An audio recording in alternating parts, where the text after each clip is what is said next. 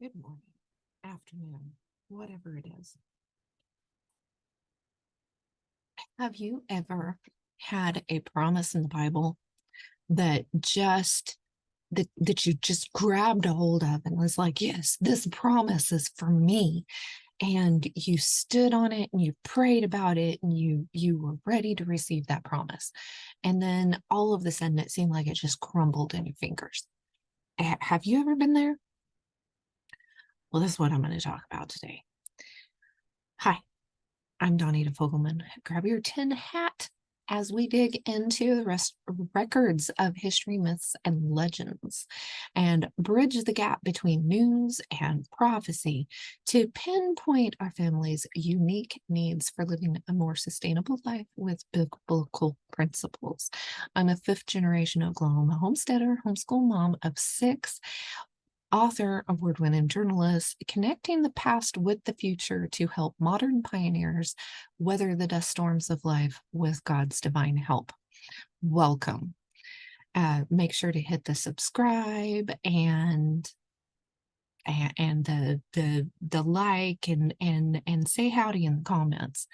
Okay, Bible Gateway is my homepage on my browser with my computer. So that's what pops up. And this morning it was Proverbs 22:6.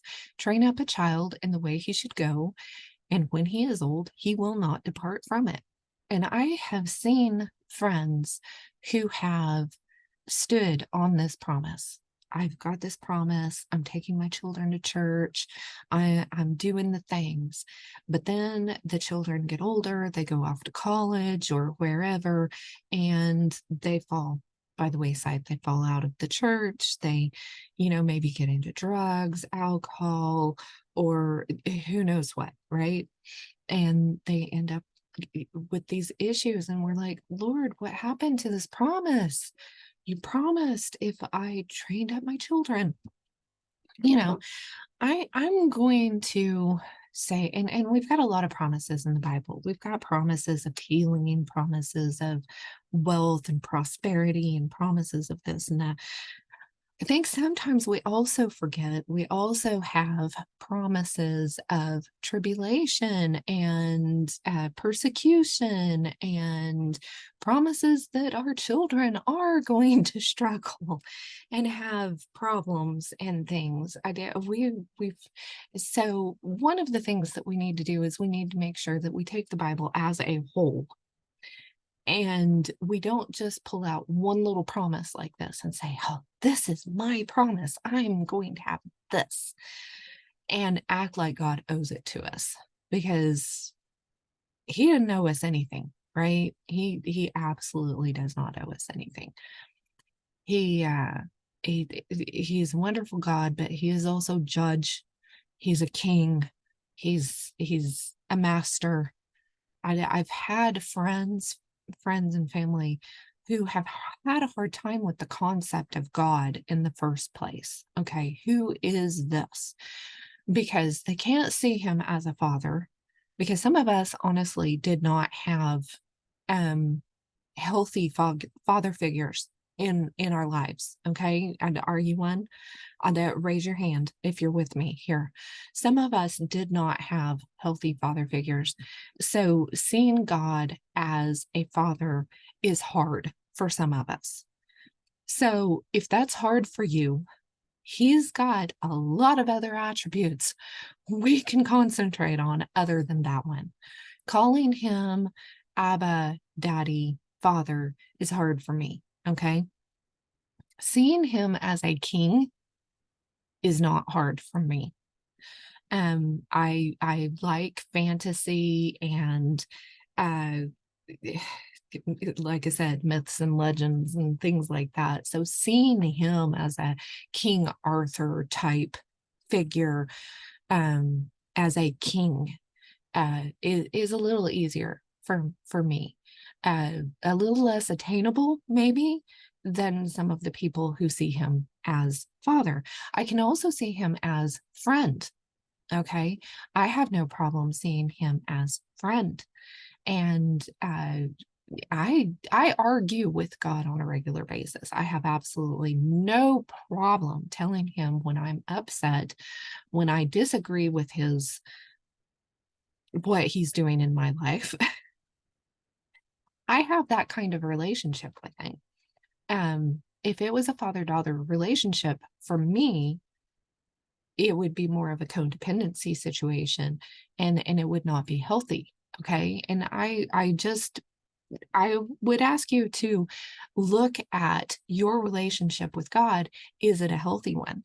Because if we don't have healthy relationships in our life, a lot of times that translates to our relationship with the Lord.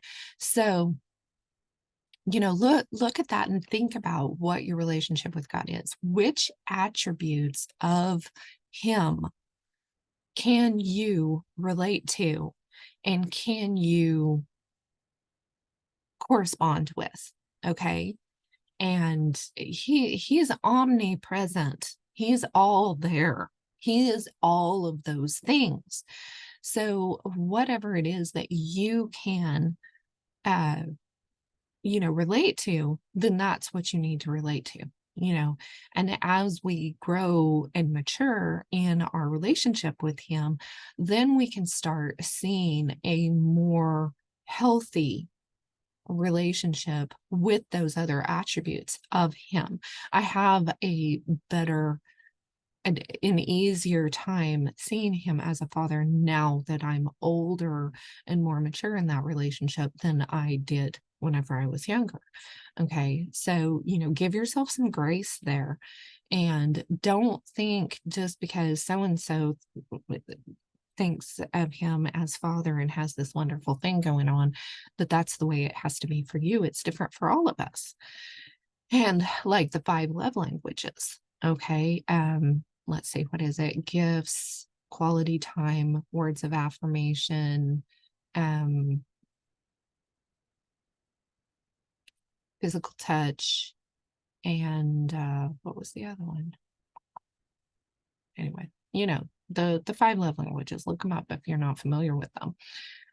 We need to think of God in those 5 love languages as well. If your love language is physical touch, then you've got to figure out a way to, be able to do physical touch with him. So having a physical Bible might be the best way to do it. Um, having your time with him in a physical way, where you've got a particular blanket that you're going to curl up with. You're going to have tea out of a particular cup, or your coffee with him in the morning, where it's a physical, tactical experience for you. Maybe you need to light some candles and make it a physical experience if physical touch is your love language. My love language is words of affirmation. So I have to pull those affirmations out of the Bible. This is what God says to me. God loves me. God has known me since I was in my mother's womb, when nobody else appreciated it at the time.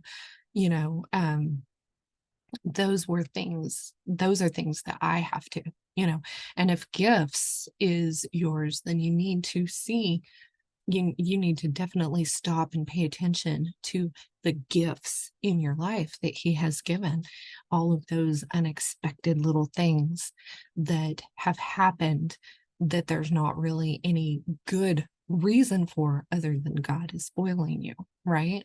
And he does. So, to train up a child in the way he should go, and when he is old, he will not depart from it.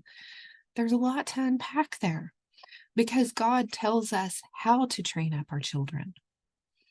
He doesn't just say, well, as a matter of fact, he doesn't say anywhere, just take them to church every Sunday and they won't depart from it.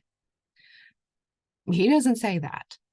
And we've probably all seen time and time again where people were taken to church all of their childhood, and as soon as they became adults, they didn't step foot back in a church if they didn't have to. So, sorry, got allergies going on. So What does it say in the Bible about training up a child? Well, uh, it says when you walk by the way, when you sit in your house, when you wake up, when you lay down, to be talking about his statutes and stuff.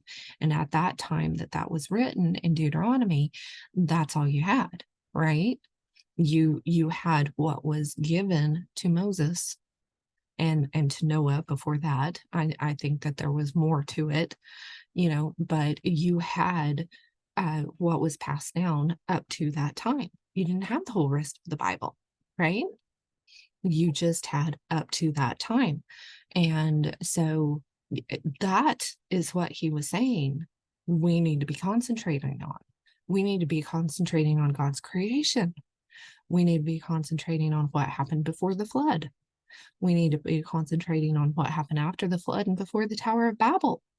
We need to be concentrating on what happened between that time and, what happened to Abraham in his journey, and what happened before the children of Israel ended up in Egypt. And then we need to be concentrating on the events that brought them out of Egypt and their time in the wilderness.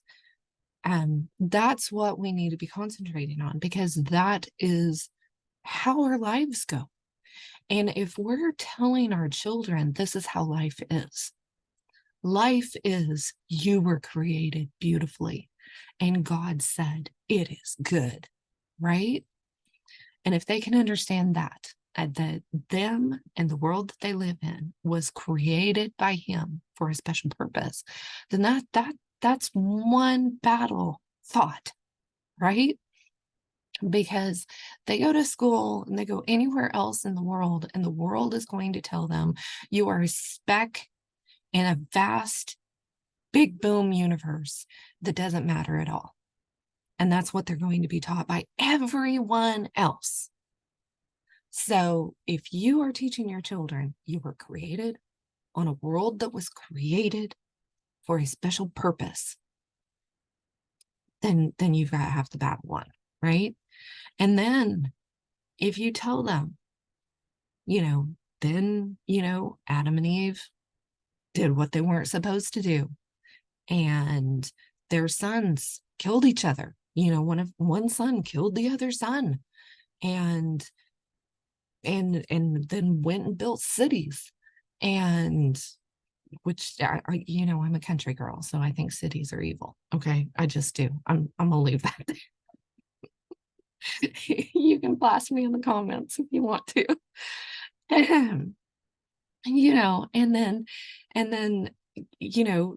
And then this happened, and we've got the Nephilim, and everything got so evil and so bad that God had to wipe it out clean and said, okay, we got to have a clean slate. And he picked Noah and his family, which we are descendants of. We are descendants of Noah and his family. 8 people were saved out of a huge population. And don't tell me it wasn't a huge population. They had 1,500 years of people living to be 900 years old, 800 and 900 years old. I mean, not 1,500. Yeah, 15. Yeah. And they had all of this time of people living to be 800 and 900 years old, having sons and daughters, building cities. We see some of them being unearthed today, okay, that were probably pre-flood cities. There's nothing new under the sun, and it will be as in the days of Noah at the end time. So everything we have today, they had, okay? They had power, electricity, or whatever. They had, maybe in a little different way, they had airplane flight. There's evidence of all of this. They rode dinosaurs, it's called in the Bible dragons. They had, they were dragon riders. Okay, this is cool. And if you're teaching your children this cool stuff, they are not going to think that the Bible is boring, because yes, the people before the flood, they were dragon riders. We've got evidence of this stuff. They built these huge, massive power stations and buildings, and they flew to and fro across the earth, and they had methods of communication and computing, and everything that we had today, they had better. And God said, they are eating each other. Does that sound familiar? They're sinning against each other and against the animals. Everything is evil, and all they are thinking is evil all the time. I've got to wipe the slate clean. And 8 people, he saved 8 people, right? And we are descendants of those 8 beloved people. So if you teach your children this, they're not going to find the Bible boring. They're going to understand how special they are. They're going to know where they came from. And they're going to have an idea of where they're going, right? So then you go after the flood and you talk about, okay, we've got a clean slate, we've got a clean earth, but then we have Cain. We have Ham screwing things up from the very beginning. Now, I know you could pick on Noah and you could say, well, he got drunk. Well, I don't believe that Noah meant to get drunk. I do believe that before the flood, the atmosphere was completely different. Dr. Carl Baugh has some excellent research on that down in Glen Rose, Texas. I do not believe that things fermented in the same way before the flood as they do today. So I do not believe he meant to get drunk. The atmosphere was different. Things were different. He didn't realize it was going to do that to him. He accidentally got drunk. Okay. And his son, Ham, making fun of him. Oh, look at that. That's hilarious, right? And that was dishonoring. It was rude. It was disrespectful, all the things. And so, I mean, right there off the bat, they get off the ark. They've seen this. And they probably heard the screams of the people dying and the animals dying that were outside of the ark, right? It had to have been a horrific, traumatic experience. And they get off the ark, and it's not very long before Ham's fallen into the same thing. And then his Cain goes off, and okay, so the children and grandchildren are going to build this big tower, and we're going to kill God. What? Yeah, right. So, God had to told you guys to spread out over the whole earth again. You're not doing it. So I'm going to mess up your language. I'm going to make it where you can't understand each other. And they disperse like they're supposed to. If your children understand this, they can start to understand why we can't understand each other today. Do you have people and your friends and your family and just people in your community that you just cannot understand? You may be talking the same language, but the words do not mean the same thing, right? To you and them. We are not speaking the same language, even though it's the same words, the same phonics, the same whatever. We are not speaking the same language, right? And what is that? And it's Babel all over again, right? So if your children can understand that, then they can understand why this is happening, right? So to train up a child in the way he should go, and when he is old, he will not depart from it, is more than just dropping him off at VBS every summer. This is an everyday discussion. This is whenever you turn on a movie and you see something that just kind of clicks. You pause the movie and you say, wow, look at this. How does this apply to the Bible? And or what if this person would have applied this biblical principle instead of reacting in such and such way? And you have these discussions. Or after the movie, you sit down and everybody's all excited about how the movie ended, and you say, I wonder what it was like before the flood if people could do this, or I wonder, if this would have happened. and apply those biblical principles. Talk about the things that happen in the Bible and how it correlates with what's happening today and what happened in the movie, and help them to make those correlations. Training up a child in the way he should go doesn't mean avoiding all of those things. I mean, it would be nice if we could just keep our children in this happy little safe place all the time. But people who have tried to do that, um, have children who have a hard time dealing with reality in one way, shape, or form. And sometimes they end up resenting their parents because of it, or resenting God because of it, or just deciding to continue to not live in reality. Um, and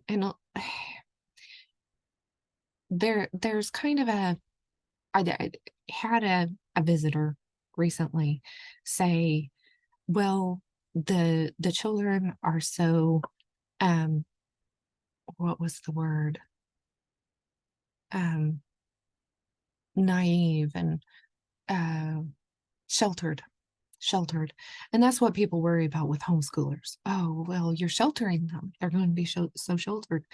But I found that it is often the parents who were sheltered, because their parents took this verse in the way that I'm saying. They may not have gone the bad way, you know, but they were trained up in the way they should go. They were taken to church, they did all the things, but they were sheltered from the realities of life as much as possible. And then those parents are taking their children and they're sheltering them from the realities of life as much as possible. And so it's not necessarily that the children are sheltered as much as the parents were sheltered, and they're just continuing that. And we need to shelter for you know, there are things in life that our children don't need the reality of at a young age. And as they grow older, they begin to understand things. So there's a difference between naivety and sheltering and a protection of our precious blessings, right? We and it's a hard balance. And every family needs to do this differently, needs to look at this differently. There's not one way for a family to do this. Every family is different. I came from a very hard childhood, and I I didn't want to shelter my children from that. I wanted them completely aware of how bad things can be. Now, I didn't get into the nitty-gritty and tell them all the little gory details from the time they were small. I just gave them little bits of information at a time, as they could handle it and as they asked questions. And I dealt with reality as reality. Okay. So when a pet dies, I have seen some children say, oh, my pet died because I didn't pray hard enough for them. Oh, no, no, no, no, no, no, no. Um, you can't keep bad things from happening just by having enough faith and praying for things hard enough. Don't let your children believe that. That's harsh. Um, Children need to understand this is the cycle of life. This is the way things go. And they need to be allowed the sadness and the grief. And every child is different. Every adult is different. When my dog died, it was, and I kind of go through this cycle whenever I'm kind of a one dog person. And when a dog dies, it takes me about 3 or 4 years before I'm ready for another dog. Okay. And of my own. And I'm very close to them. So it takes me a few years. Uh, some of our children, they're ready for another one before the last one passes. It's like this one's getting older. I need to get another one. And in the case of our oldest, she's got she's hearing impaired. She needs a dog with her. Okay, so her hearing dog right now is definitely getting older, and she needs so she just came up with a new puppy, and that will become her hearing puppy. So the older dog will help train the puppy, and by the time the older dog passes away, she will have this other dog that will be able to help her with her hearing. And she needs that. That's practical for her. Our second daughter, she raises golden retrievers and she absolutely loves them. She is a many dog person. And she needs to be surrounded by a lot of dogs. And she needs to have puppies every once in a while. And she just thrives on that. So as the older ones get older, she's getting new puppies and she kind of keeps this running. She just needs dogs around her all the time. And when a dog dies, she feels it very, very deeply. I mean, even though she's got many, each one is absolutely special to her. And it's part of her family, part of her life. So, and I'm not talking she's got hundreds or anything like that. She's just, I don't know how many she's got right now, but it's a lot to me as a one dog person. And then we've got one daughter that our youngest, whenever my dog had died, and it was about three or 4 years after, and somebody posted some puppies, and I picked out one on there. I'm like, that's the one we need. We got the puppy. The puppy was only with us for about a week before it passed away from parvo, and the youngest and I were just heartbroken, of course. And our youngest took it, really, really hard. And I can't remember how old she was at the time, maybe 6. No, she was younger than that, I think. I think she might have been 5. Yeah, 5 or 6, somewhere in there, maybe. She is 16 and just now ready for a puppy.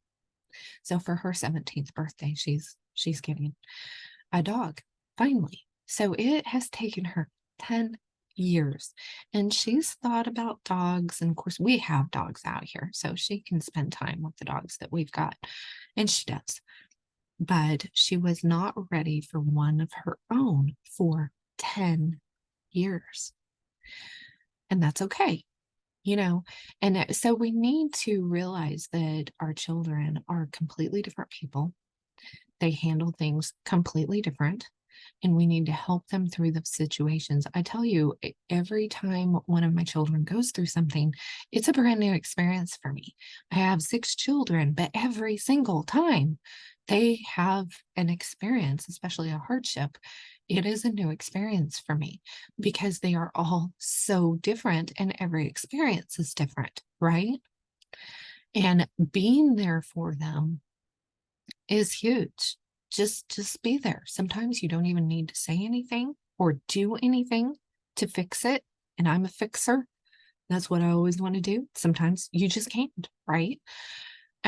But just to be there and to be a support, somebody to lean on. And whenever our youngest said, I'm ready for a puppy, I'm like, okay, we're going to figure out how to make this happen. And what kind of puppy do you want? And we will find a puppy for you. And that's what we're doing. And that is the training of a child. That is what we do. So whenever we take these promises in the Bible, whatever the promise is, we need to remember if there's a promise for wealth and prosperity, that wealth and prosperity is going to look different for each person. I am wealthy and prosperous in a completely different way than what most of the world thinks. It is not in money. I can promise you that. Um, And it is not in fancy possessions. It is not. All of our vehicles are 20 years old, and our house is 100-year-old, patched up bit of, but we love it, you know. I don't wear snazzy fancy clothes. That we go secondhand store shopping. Um, we live a very, very simple life, but it is very full, and that is the kind of wealth I want. Okay. I'd rather be wealthy in chickens than gold. And that is just me, you know. So remember, whenever you're taking these promises in the Bible, and I've got like this little book of promises, and I just love it. Promises Blessing Journal, scripture verses for every day of the year. Ah, yeah, there we go. And it's a lot of, it's really neat, and to just kind of go through there and see the different promises that the Bible has for us, and to stand on those promises is good. Okay. But we need to make sure we're not taking them out of context, and that we're not treating God like a promise shop, or, a vending machine, or he owes us because his word says this, and so he has to do it type thing. Well, if we take the whole Bible again in context and all of it together, we're going to see where, about sometimes generations later, people end up paying for the consequences of something that somebody did generations earlier. And that is just the way life is. And that's how he said it would be. And just because you pray doesn't mean that you're going to miss all the consequences. Okay. We've got genetic sicknesses. We've got, all kinds of things happening these days that you can't escape, no matter how hard you pray, or no matter how much you hold these verses up to God and say, see, you owe me something. That is not a relationship with the Lord. That's not how we do things. If you do that with your spouse and you say, hey, you owe me, that's not going to be a good relationship. We don't owe each other anything. And we are in a relationship where we want to work together. We want to help each other. We want to do nice things for each other. That's the kind of relationship we are in. But that doesn't mean hardships are never going to happen. That doesn't mean we're never going to get irritated with each other. It doesn't mean we're never going to have our feelings hurt, or that promises aren't going to end up getting broken, just because circumstances end up working out that way sometimes. So we need to be careful. We need to be careful of that. So I feel like I have been blessed with my children in spite of me, that I did the best I could to train them up in the way that they should go. And then I gave them to the Lord. And I said, God, these are your children. You've just lent them to me. I have no idea what I'm doing. Please take them and do with them. And I just constantly gave them back to the Lord, constantly giving them back to the Lord. And so far, we've got a 32-year-old, a 30-year-old, a 23-year-old, 22-year-old, 20-year-old, and then the 16-year-old that's fixing to be 17. And so far, I have been pleasantly surprised at what the Lord has done with their lives. And I'm so proud of them and what God has done. And people, unfortunately, there are people who will take that as bragging and think that, I'm being prideful about it or something. I'm not, because I'm not taking the credit here. I did the best I could, like so many of us do. And in it's a wonderful blessing to see. Now, do I agree with every decision that they make? No. Am I happy with everything that they do with their lives? No. But I'm proud of where they are, right? And And that's okay. That's okay. Right. We need to count our blessings where we can. Right. So anyway, I just wanted to bring this up and to talk about it because it is something that does come up. And especially as parents, we tend to beat ourselves up. And then a lot of times, whenever we're dealing with health issues and other things, it's like, God, why is this happening to me? What is this? I've been praying, I've been doing all the things. Why is this happening? And sometimes, there may be answers that we won't get until He comes back and we get to have a sit down with Him. I know there's definitely some things that I'm going to be, okay, Lord, we need to have this sit down talk because there's some things that I just do not understand. Right. And that's okay. That's absolutely, absolutely okay. Um, have that kind of relationship with Him and encourage your children and your family and your friends to have that kind of relationship as well and be open about it. Let them know when you're struggling. Because if people look at your life and they think that you've got the perfect relationship with God, they will see it as unattainable. They need to see it as something that they can relate to. And if they see your struggles and then they see your victories and they see the ups and downs going on and they see that it's a relationship that is happening, then it's going to be much more relatable and much more attainable for them. And that's what people need now. They need to see God as attainable. They need to see the kingdom of heaven as something they want to be a part of. And the best way for us to convey that is through our own actions. Yeah. So I'm going to leave it at that. We got links down below. We've got the magazine, the free newsletter where you can get the Stars coloring book and a couple of other free things. There's the Patreon. They're all down in the description-y thing. So remember, you can make it through the dust storms of life with God's divine help.